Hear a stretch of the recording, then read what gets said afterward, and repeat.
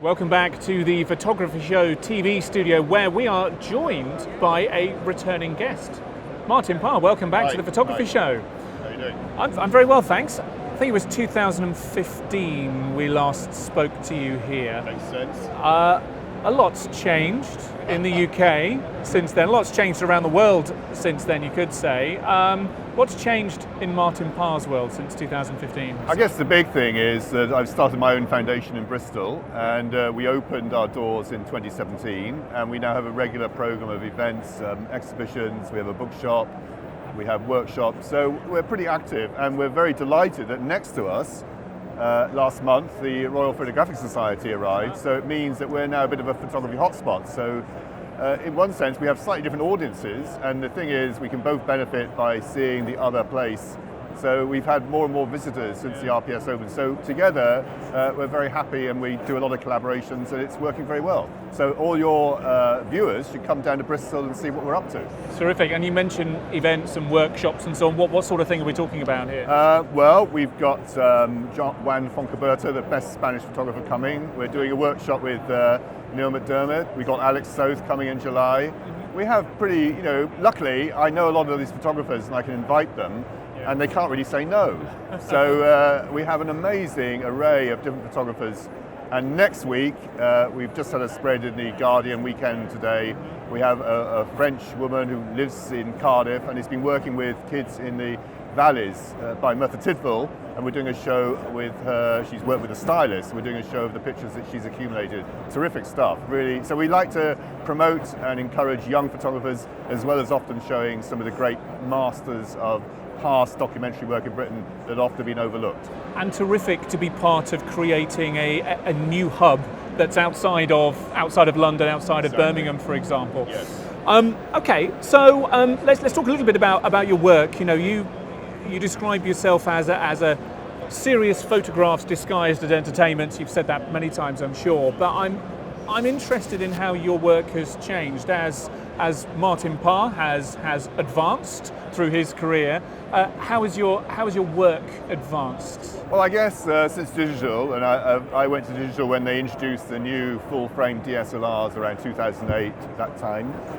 It means I can shoot a lot more. And I mean, for example, one of the features in my current show at the National Portrait Gallery is people dancing. And this has been a breakthrough, because previously, I had 400 ASA, you could push the film. Yeah. You weren't able to see the balance between the flash and the ambient light. Now I can control it very well. So my dancing folio has increased dramatically. As well as that, I'm producing my own work. I do some commercial work. I'm doing, you see idents. I want to talk about that in a minute. Okay, yeah. And I've done some work for Gucci. So I seem to be very busy. So I'm doing half my own work and half commission work. But the great thing is, often I can get the commission work to tally exactly with what I want to do anyway. So basically, I get people to pay me to do my own work. What's not to like? But as far as your eye is concerned, you've talked about practicality and about how different cameras can push you in different directions. Last Resort is 35 years old or so this year. If Martin Parr in 2019 were approaching New Brighton now, how would Last Resort, notwithstanding the changes there, of course, how would that be different now, do you think? Would it be different? I think it would be different. I mean, the first thing is, when I photographed back in the 80s on the beach in New Brighton, no one really batted an eyelid. If you go to a beach now, and I often do, and you'll see kids playing around, you're going to get into trouble. So the social attitude towards photographing children in particular has changed dramatically. So I wouldn't be able to do what I did in the 80s now in the same way. I'd have to do it differently. Yeah. Of course, the technology has changed. I was using a plough bell then, recently introduced, full 6x7 camera, great negative, but I'd have to change film every 10 shots. Now I put a card in, it lasts for 550 images. So I haven't got that excuse that I've missed the great picture because I was changing film. Last time you were here at the Photography Show, you were talking a bit about experimentation. Now, Last Resort, we just mentioned, that was your first major project in colour.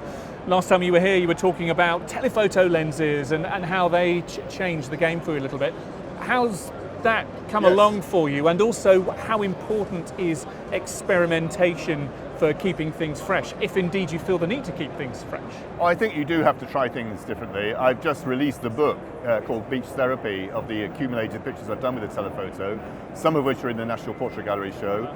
So I've used the beach as a sort of experimental lab, if you like, and I've really enjoyed using the telephoto because it's usually shunned by art documentary photographers. Yeah. I mean, here you'll see wildlife photographers using it. Yeah. You'll see a lot of telephoto lenses as you pass the stands, but generally in the art world, the documentary world, it's not really taken that seriously. So I've had this fantastic time experimenting with what it can do, and I've just produced the book of those results. So what has it enabled you to do? I mean, obviously telephoto, you're not having to zoom with your feet, it can compress things as well. Is that what you found? It's exploiting those very factors that you're talking about, the way it compresses things, the way things out of focus look interesting. Very simply, Studying, if you like, what things look like when they're out of focus together, often in the foreground, and having the background usually sharp.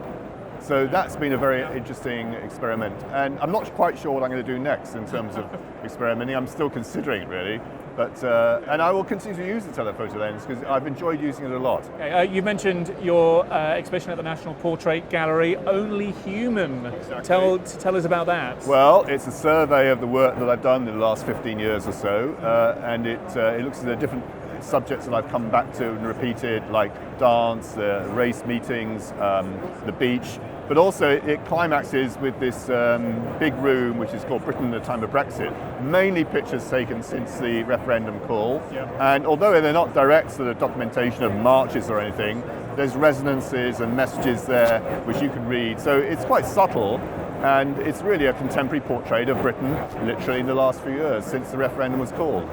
I went to heavily leaning Brexit areas like Cornwall and Lincolnshire, photographed there. I went to St George's Day parades in West Brom, another heavily Brexit leaning area, but I also photographed in Bristol, which is heavily Remaining. So I went and threw myself into places in the country where there was almost extremes of opinion, and I've accumulated these pictures, so please come along and see what how the pictures look. And finally, another place where people will almost certainly have seen a lot of your work without necessarily realising it's yours is in between the programmes on BBC One. Tell me all about Oneness, how that came about. Yes, we're talking about the idents, which are films that I also made, but having first shot them as still pictures. And if you go to the National Portrait Gallery, you'll actually see the stills as well as a tape of all the idents. We've done something like 26 up to now, Right. and but they are also still portraits, and that's the original thing. And then we base the film on the stills. So at the NPG, we get a chance to see 16 or 17 of the portraits, and that was a fantastic project, looking at the way that people share an interest and a passion throughout the UK. We went to Northern Ireland, Scotland, Wales, all over the UK to sort of show this notion of people sharing a passion and an interest together. I wanted to ask if it was the similar sort of approach to your stills work, but by the sounds of it, there's a large element of that, given that you started with a still. And Exactly. did the moving 10, 12 second ident just kind of move around that and grow from that still image that you had? In fact, they're 30 seconds, but you normally only see them for 10 to 15. Okay. But in the NPG, when we show the tapes, you actually see the full 30 seconds. And you'll see there's the portrait done after about 5 seconds, and then they dissolve into these different activities. Terrific. Martin, it's a pleasure to have you here back at the Photography Show. Great. And opportunity to see Only Human until the end of May. Exactly. And also, you can still catch my big show at Manchester Art Gallery called Return to Manchester. And if you're in Bogota, I've got a big show there too as well. I hope to go to Bogota very soon. Okay. Maybe Manchester's a bit more convenient. Right. Martin Parr, thank you very much indeed. Pleasure. Thank you.